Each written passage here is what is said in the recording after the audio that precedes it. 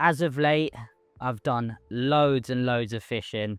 A lot of carp fishing, to be fair. You all know that I like fishing for all different species, but as spring and summer's arrived, I've been more out and out carp fishing, and I've done really well.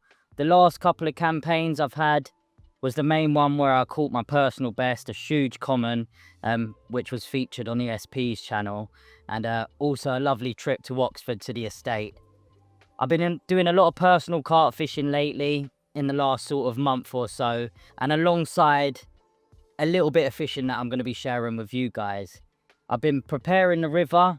As you all know, river carp fishing is something that I really love, and it really has my heart. And with June the 16th being a couple of weeks ago, it'd just be silly not to run you through some of the captures and some of the tactics that I go about catching these beautiful river carp.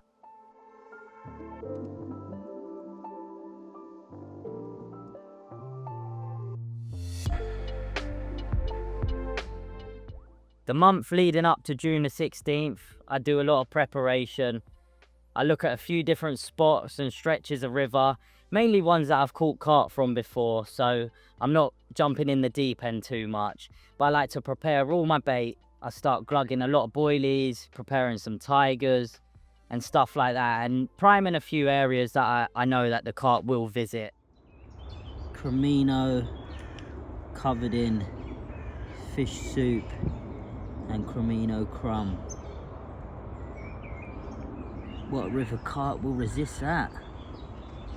None, I hope. Love baiting up, didn't you? Come on.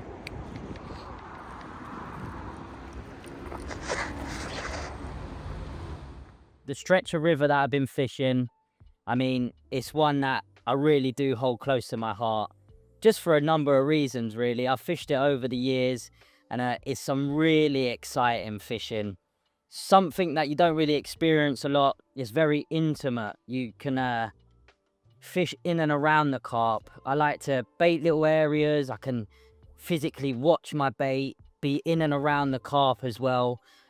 It's tidal, so at certain times you can wade out, and I'm placing my rigs, and I mean, it's just really good for the mind, something that does me really well as a person, and it just really connects me with the fishing.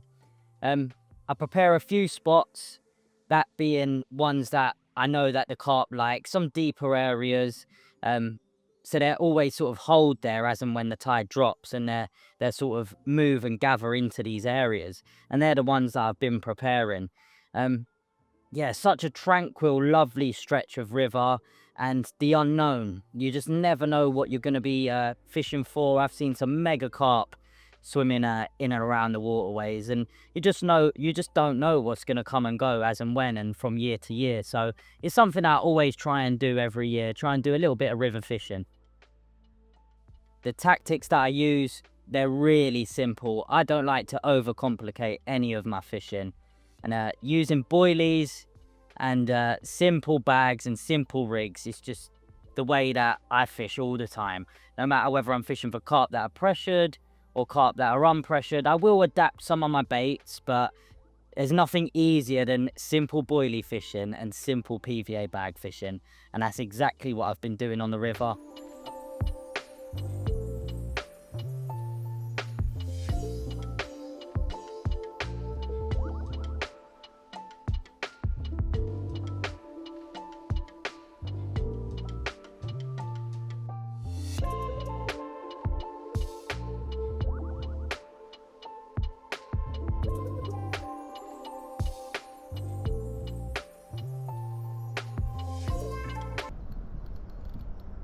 Well, Jesus.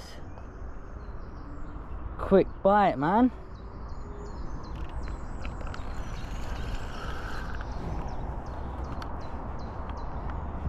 What we got here? Lovely little common. Here he comes. Here he comes. Get him up, river. That's better. That's better, mate.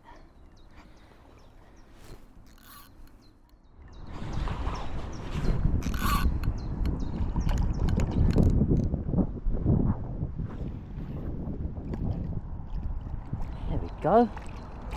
Beautiful. First one. It's always nice to get a bite quickly. I didn't really expect that. He's not the biggest, but a beautiful little chestnut river common. I'm just going to slip him in the sack for an hour or so.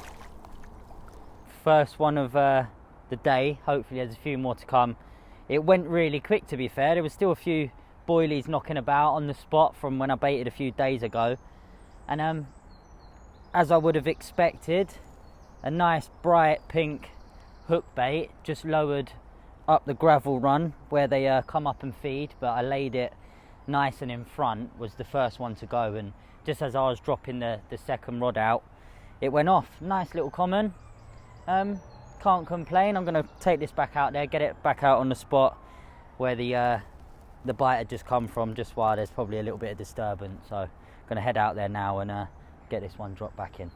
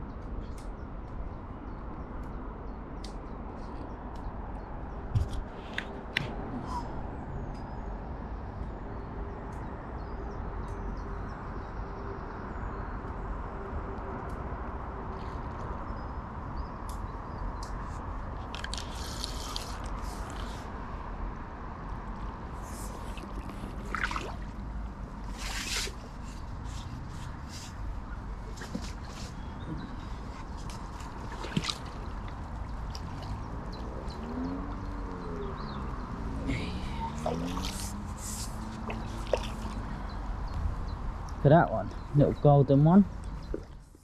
There you have it. Only a small slice of river magic. Just a little common.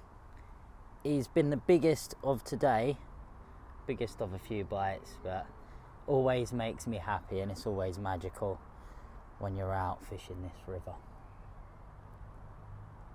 Let's get him back. Another little river gem. Escape. Come here. Full of beans. Proper angry little summer carp. Look at him. Looks like he's never been caught before.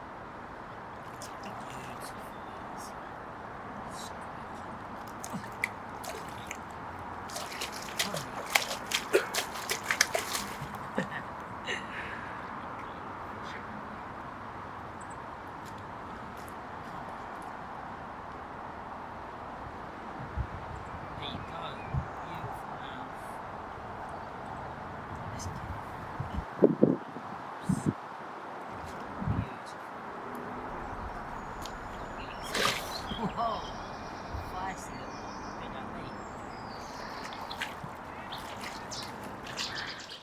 This is the setup I've been using. Just a simple leg clip with an extra strong trig hammer hook. The river's quite weedy and there's quite a lot of reeds, so just a bit of strength there is nice and peaceful on the mind. And a very heavy 8-ounce lead. I had them made by Leads for Less, ready for the river season, so that was perfect. Just as sometimes you get a lot of weed and debris coming down, and it's nice to know that your rig's sat there presented and not being moved and dragged along the riverbed. So yeah, nice simple setup, something that I use all the time in my carp fishing. Bottom baits would probably work really well. They have done for me in the past, but I like the quick change mechanics of this setup, and I use it all the time and it works. So there's no really reason to change, and I catch plenty of carp. So yeah, nice and simple and very effective. I always cover my boilies in liquids. My favourite is the fish soup that I make myself at home. It's a blend of a lot of fish liquids and crustacean extracts and natural spices that I blend together, and it's nice and natural. There's not any sort of horrible synthetic stuff that go into it, and it's got a really high salt content. It's really water soluble as well, so it works all year round. And with spots and pre-baiting, especially on rivers and lakes, I noticed that it really gets down onto the surface layer and the lake or riverbed, and it really seeps in. You notice spots, especially on the river where I've been baiting, that little gravel runs turn into huge gravel runs, and they tear up all the streamer weed. It really is effective, especially when pre-baiting. And like you always would want on the river, you'd want your scent signal and food signal to constantly flow downstream. So being so pungent, it really is a winner, especially in running water. Run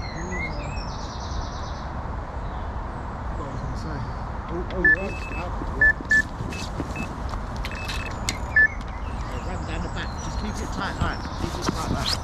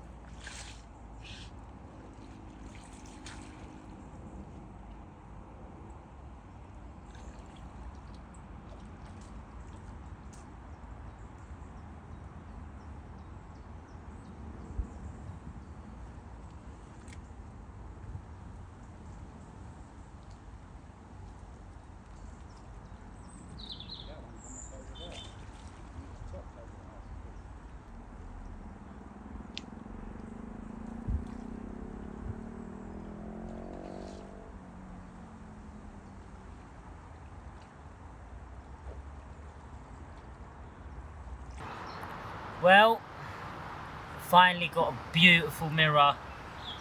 He's not the biggest, but certainly special. Yeah.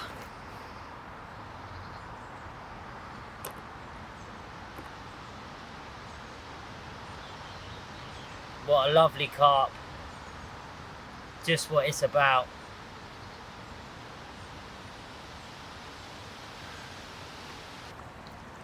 That's why I do it.